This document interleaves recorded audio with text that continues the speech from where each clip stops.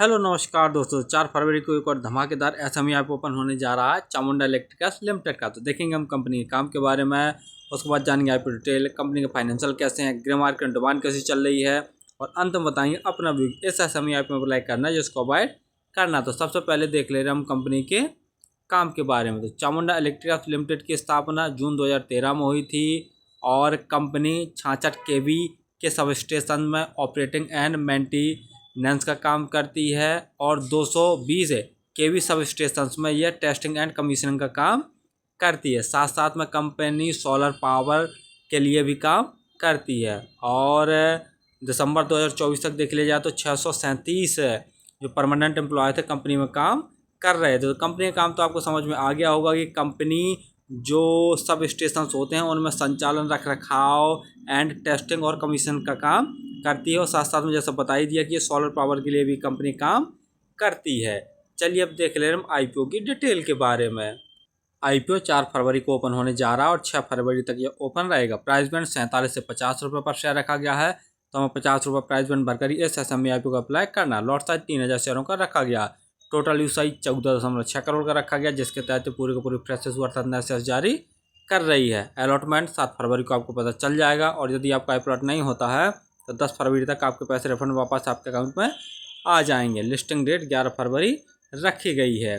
वहीं रिजर्वेशन में देखे ले रहे हैं तो क्यूआईबी के लिए 50%, रिटेल भाइयों के लिए 35% और एचएनआई कैटेगरी के लिए 15% का रिजर्वेशन रखा गया है। और यदि आप रिटेल कैटेगरी में एक लॉट अप्लाई करते हैं तो आपको 1,50,000 रुपये खर्च करने पड़ेंगे और रिटेल कैटेगरी में एक ही लॉट अप्लाई किया जा सकता है। यदि एचएनआई कैटेगरी में अप्लाई करना चाहते हैं तो कम से कम 2 लॉट अप्लाई करने पड़ेंगे, जिसके लिए आपको 3 लाख रुपये खर्च करने पड़ेंगे।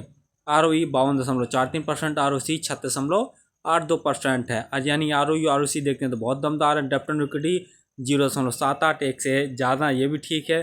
PE 16.59। PE वाइज थोड़ी सी महंगी वैल्यूएशन पर अपने आईपीओ को लेके आए हैं। बाकी जैसे फाइनेंशियल देख रहे हैं तो ऑल अमाउंट सभी के सभी करोड़ में दिए हुए हैं।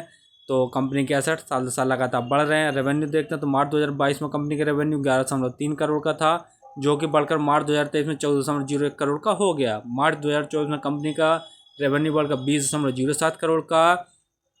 और दिसंबर 2024 9 महीने के अंदर ही कंपनी ने 18.43 करोड़ का टोटल रेवेन्यू जनरेट कर लिया। तो रेवेन्यू में साल दर साल काफ़ी अच्छी ग्रोथ देखने को मिल रही है। वहीं प्रॉफिट आफ्टर टैक्स देखते हैं तो मार्च 2022 में कंपनी ने लॉस ही जनरेट किया था। उसके बाद मार्च 2023 में 31 लाख का नेट प्रॉफिट, जो कि बढ़कर मार्च 2024 में 2.4 करोड़ का नेट प्रॉफिट हो गया है।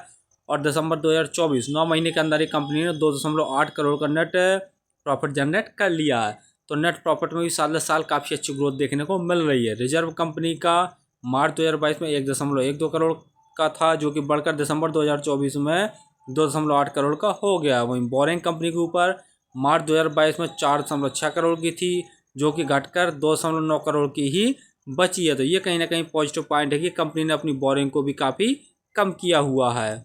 GMP ग्रे मार्केट प्रीमियम देखे ले रहे हैं तो 11 रुपये पर शेयर की ग्रे मार्केट में डिमांड निकल कर आ रही है और 3,000 शेयरों का एक लॉट है। तो 11 गुना 3,000 करके देखते हैं तो एक लॉट में लगभग 33,000 जैसा प्रॉफिट निकल कर आ रहा है। परसेंट वाइज देखा जाए तो लगभग 22% के आसपास इसकी ग्रे मार्केट में डिमांड चल रही है। GMP में देख लिया जाए तो अभी कम डिमांड चल रही है। फाइनली हमने देखा कि चामुंडा इलेक्ट्रिकल्स लिमिटेड का मेनली काम 66 केवी सब स्टेशन में ऑपरेटिंग है एंड मेंटेनेंस का काम करना और 220 केवी सब स्टेशन में टेस्टिंग एंड कमीशनिंग का काम करना। तो कंपनी का काम तो ठीक ठाक है और साथ साथ में जैसा बता ही चुके हैं कि ये सोलर पावर के लिए भी कंपनी काम करती है। तो कंपनी का काम तो ठीक ठाक है, सदाबहार वाला और फ्यूचर ग्रोथ वाला है। दूसरा कंपनी का फाइनेंशियल देख ले रहे हैं तो वही बहुत दमदार है। जैसा देख रहे हैं साल दर साल इसके रेवेन्यू में ज़बरदस्त ग्रोथ देखने को मिल रहा है। प्रॉफिट आफ्टर टैक्स में भी काफ़ी अच्छा उछाल देखने को मिल रहा है। कंपनी धीरे धीरे अपने बोरिंग को भी काफ़ी कम कर रही है, तो ये भी कहीं ना कहीं पॉजिटिव पॉइंट है। लेकिन जैसा देख रहे हैं कि ग्रे मार्केट में डिमांड है वो काफ़ी कम निकल कर आ रही है। जैसा आज के दिन देख रहे हैं लगभग 22% जैसी ग्रे मार्केट में डिमांड चल रही है।